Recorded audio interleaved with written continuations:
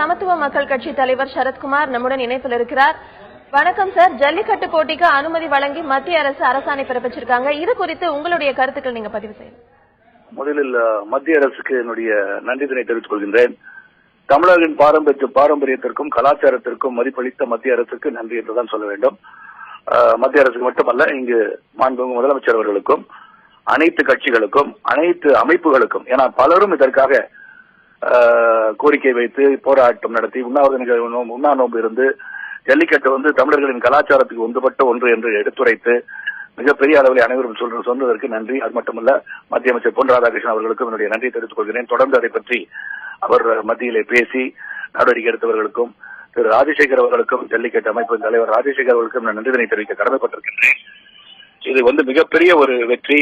அது ஜல்லிக்கட்டு கலாச்சாரத்துக்கு உட்பட்டு இந்த பொங்கல் பொங்கலோ பொங்கலுக்கு என்னுடைய வாழ்த்துக்களை தெரிவித்துக் கொள்கிறேன். மத்திய அரசுக்கு மீண்டும் நன்றி கலந்த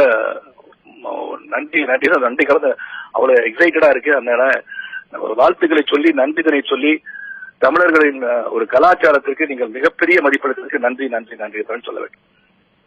தமிழகத்தில் உள்ள அனைத்து அரசியல் கட்சிகளுமே இதுக்கு ஒருமித்த குரல் கொடுத்தாங்க. இதை எல்லாருக்கும் கிடைச்ச ஒரு வெற்றியா நீங்க கருதுறீங்களா? கண்டிப்பா தான் நான் மத்திய அரசுக்கு நன்றி, அதே போல முதலமைச்சர் அவர்களுக்கு நன்றி. அனைத்து கட்சிகளும், ஏன்னா எல்லாருமே ஒன்றுபட்டு ஒருமித்த குரல் கொடுத்ததுக்கு மிகப்பெரிய ஒரு வெற்றி என்றுதான் சொல்ல வேண்டும். அனைத்து அமைப்புகளும், பல அமைப்புகள் இதற்காக குரல் கொடுத்திருக்காங்க. எல்லாருக்கும் கிடைச்ச ஒரு மாபெரும் வெற்றி.